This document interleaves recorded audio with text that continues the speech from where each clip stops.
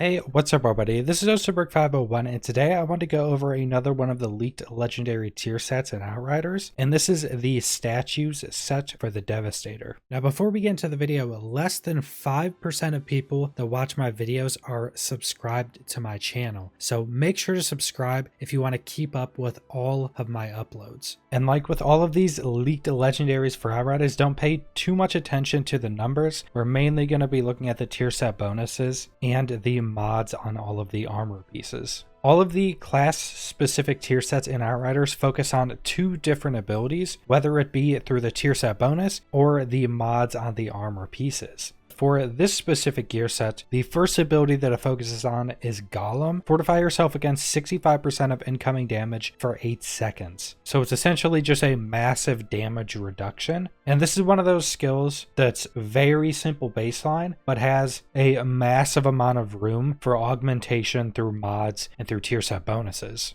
And the second ability this tier set focuses on is Tremor. Create a series of explosions around you, each dealing damage and draining health from enemies within a small radius around you. Now we have seen this in some of the gameplay released by the developers of the game, and this is essentially a pulsing AoE damage ability. So in a small radius around you, after you activate this, it pretty much just pulses these tremors around you that deal damage and drain health from enemies. So the tier set bonus for the statue set is using either Tremor or Golem, doubles your firepower and doubles your weapon skill leech for you and your teammates. Now this tier set bonus seems incredibly strong, but it also depends on how long it's going to last because it doesn't have a duration for how long this buff is going to last. Now the buff itself is absolutely ridiculous, and just by itself this tier set bonus can easily make a build, and not only that, but it becomes much stronger as you get later into the game because you have more and more firepower, and it gets much stronger when you have teammates because it gives it to you and all your teammates. So it's just absolutely massive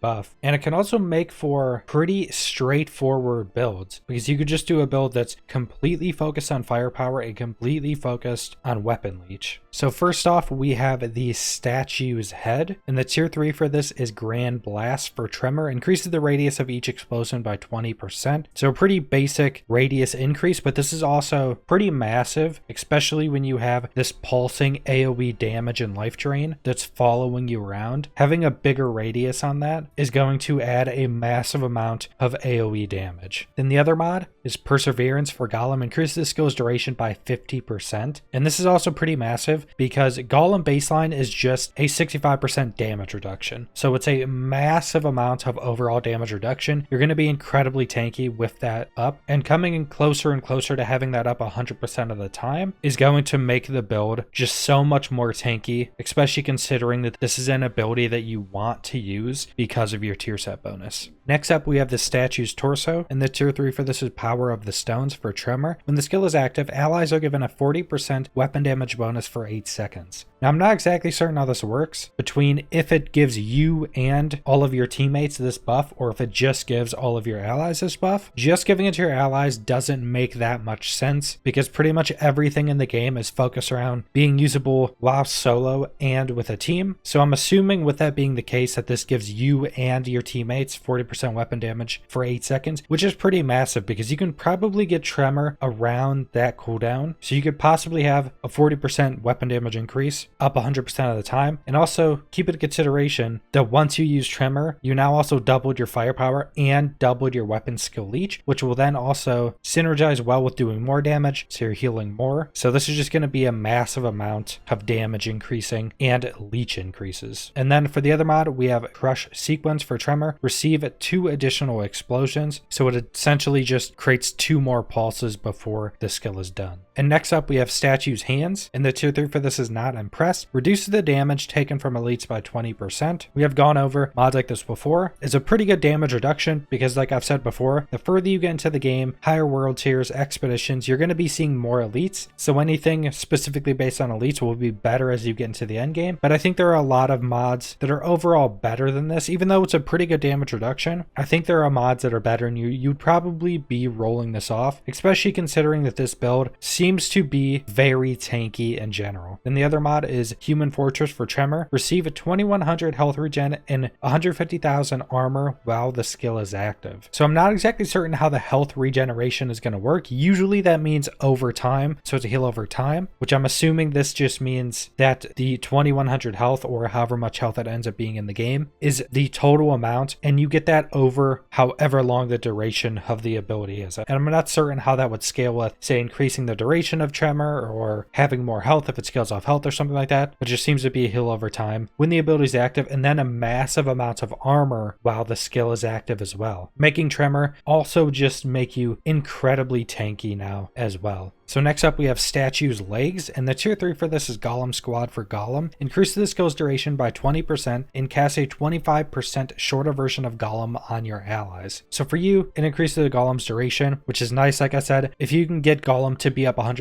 of the time, it will be incredibly strong for the build. And then putting a slightly shorter version on all of your allies is also really strong. And the theme with this build is being a more of a support build while also buffing your damage and survivability up a bunch as well. Personally, I do think that could be a good build for co-op, but I do think switching up some of the mods that have co-op features on them and some of the pieces that have co-op pieces on them and turning it into a complete solo build, I think this could easily be one of the best solo builds in the game. And then for the other mod, we have Stolen Life for Tremor. Increases the percent healed per affected enemy by 6%. So this gives you a stacking healing increase depending on how many allies are hit by the Tremor, because Tremor not only does damage, but it also steals life from enemies and heals you with that. Then finally, we have the Statue's Feet, and the tier 3 for this is Made of Marble for Golem. When the skill is active, incoming bullets have a 20% chance to ricochet back at the enemy, dealing 1900 damage. So this is a pretty cool skill and can definitely be really strong. It kind of mimics the Reflect Bullets ability when you get the mod to make it reflect bullets all of the time, just in a lesser form. It just has a lower chance and seems to do less damage. Not sure how much the damage is overall going to be, but if you consider the possibility of having Golem up 100% of the time, you're now just reflecting bullets 20% of the time you're in combat. Even if it's not a massive amount of damage, this could very easily add a ton of damage over time. And especially if you get against enemies that are shooting you or hitting you super quickly, this could definitely add a good chunk of damage. Then the other mod is Bleeding Impulse for Golem. When the skill is active, spawn radial impulses that inflict bleed on enemies within a 6-meter radius, frequency of 2 seconds. So essentially, the entirety of the time Golem is active, it does an AoE around you that inflicts bleeds every 2 seconds, and 6 meters is a pretty big radius. So like I just said, if you have Golem up 100% of the time, now you're also inflicting everything around you with bleed in a pretty big radius. And also take into consideration the Devastators have a tree that have a lot of buffs for bleeding. You do additional damage against targets that are bleeding. Bleeding does a lot more damage. I think one of them causes you to heal off bleeding damage. So I can definitely see a build where you have Golem up 100% of the time with a bleed build, or just with some bleed buffs with these mods active, just causing every enemy around you to bleed. So that is the entirety of the statues set for the Devastator. I think this is going to be an incredibly strong set. I do think you're going to have to switch off some of the pieces and some of the mods to make it a more solo focused build, but even with having to do that, I think this will be an incredibly strong build with this tier set bonus. So subscribe if you want to see more Outriders or other videos. Leave a like if you liked the video. Leave a comment down below what you guys think about this tier set, and thanks for watching.